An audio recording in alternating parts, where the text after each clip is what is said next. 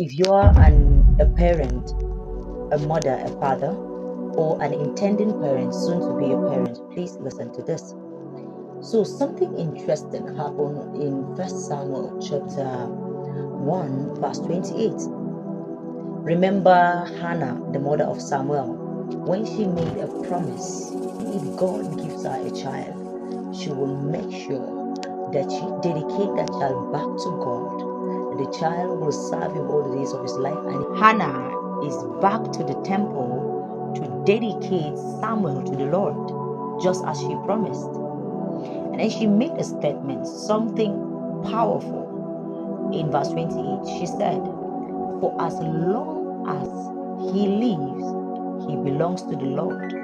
For as long as Samuel lives, he belongs to the Lord."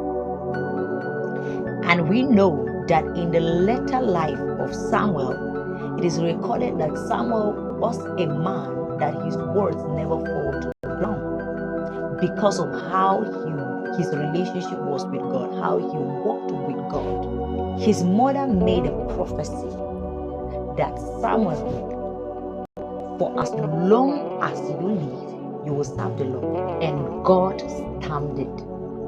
Samuel became one of God's favorite. He served God faithfully, and he became that which his mother prophesied at the early age of his life. For instance, Joshua in the Bible too. He said this, so speaking to the Israelites, he said, "Choose you this day whom you will serve. As for me and my family, we will serve the Lord." He was a father taking that decision on behalf of his lineage, on behalf of his entire family, that he will serve the Lord. And Jacob, speaking to his 12 sons in Genesis chapter 49 verse 1, he said, "Gather around me and I will tell you what will befall you in the future." Right? If you read all through, you discover that he cursed some of the children, like Levi, Simeon, Reuben, right? And then he blessed some of them like Judah, Joseph, and the rest.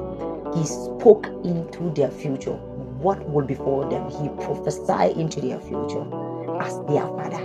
And guess what? It came to pass. Every single thing he said concerning them came to pass. Proverbs 18:21 says, "The power of death and life is in the tongue."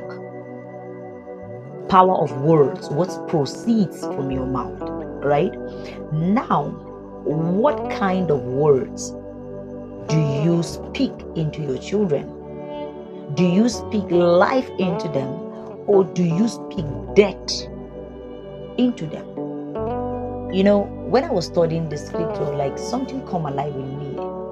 I think for all parents, when you come to the understanding that these children you have, first of all, are not your children. You're like a guardian. You're like a keeper. You're like a custodian. First of all, they are God's children before they are yours. By the time you come to this understanding, then your prayer point concerning the children will change. So if you see them as God's children, then there is God's plan for their life. According to Ephesians chapter 1, if you study all through, there is an existing plan for each and every one of us. We were chosen, predestined, according to what His pleasure, His plan and purpose.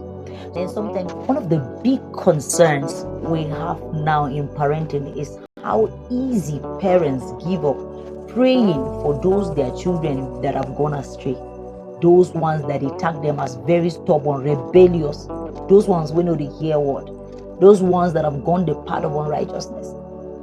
So the thing here is that I don't know. I kept thinking, I was like, okay, I don't know what my life would have turned out if someone like my mother had given up praying for me. The question right now is, how devoted are you in praying for your children?